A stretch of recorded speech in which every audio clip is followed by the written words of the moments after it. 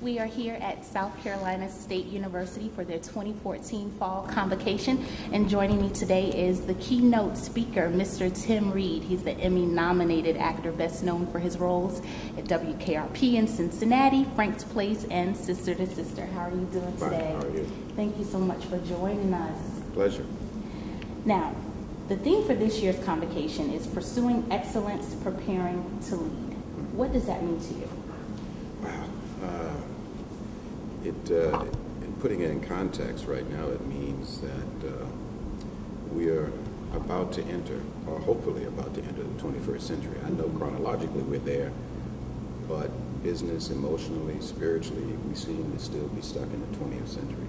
So these young people have a charge, and that is to prepare themselves to not only survive the 21st century, but recreate the systems that are going to be needed to carry us through the 21st century and through.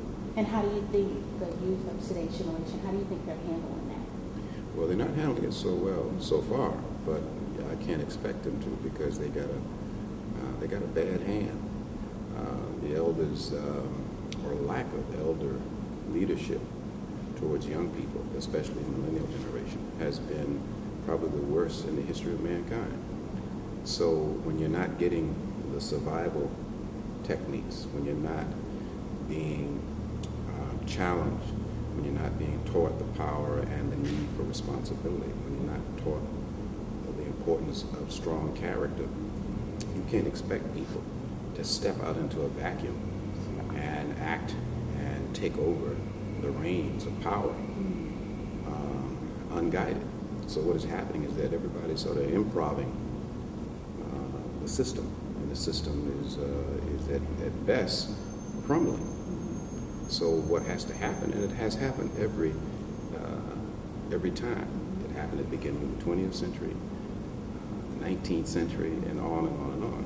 So I think that but one thing that I say to their advantage, they have the benefit of the greatest technology strides in the history of the world, and they also have access to more information than any generation has ever had. So they'll learn quickly, but it's going to be as I guess John Crawford or Betty Davis said, it's going to be a bumpy ride. Bumpy ride.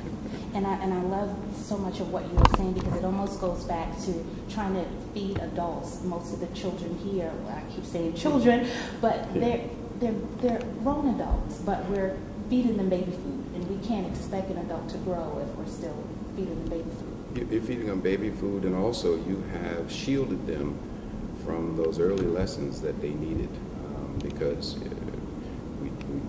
parents, mommy wagged them everywhere.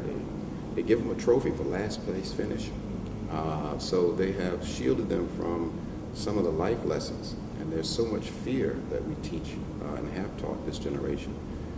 This whole country now based its progress on teaching fear. As we see now, everything is the perception of what could happen. We went to war, the perception there was something there. So we live in a world of perception, and reality has been given little interest or little power. So when you deal in a world of perception, when you're always telling someone the worst could happen, then they don't really get an opportunity to learn how to survive the worst. They learn how to anticipate the worst. So when the worst happens, it's a free for all, and it takes a time to do that. We're now 14 years into the 21st century, and yet very little around us other than iPhones and iPads are really of 21st century need for us. What are we using for? We take selfies and send pictures and cats and dogs. We're not using it to cure cancer. We're not using it to educate ourselves better or to pass information to improve our communities. We're using it to very narcissistically to take, this is what I can do. See me dance? Oh my God, I just love your brain. I'm sitting here as a journalist. We have questions prepared, and you're kind of taking this conversation in a whole other way. And so I'm sorry. No.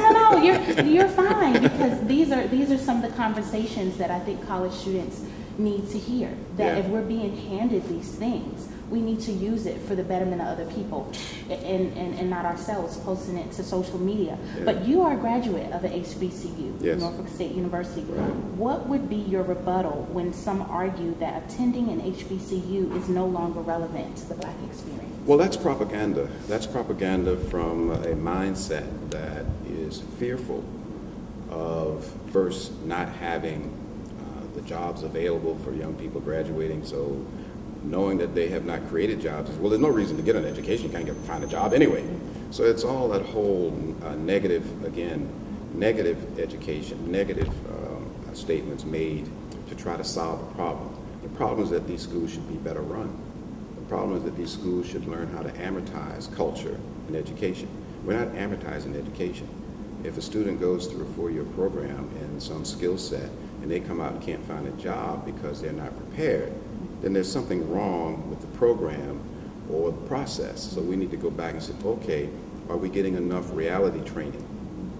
Is there a reason that someone would come out of a program after 4 years of intense study and not be able to go right into the workforce at an entry level and feel comfortable and know that they know the terms, they know what's needed of them?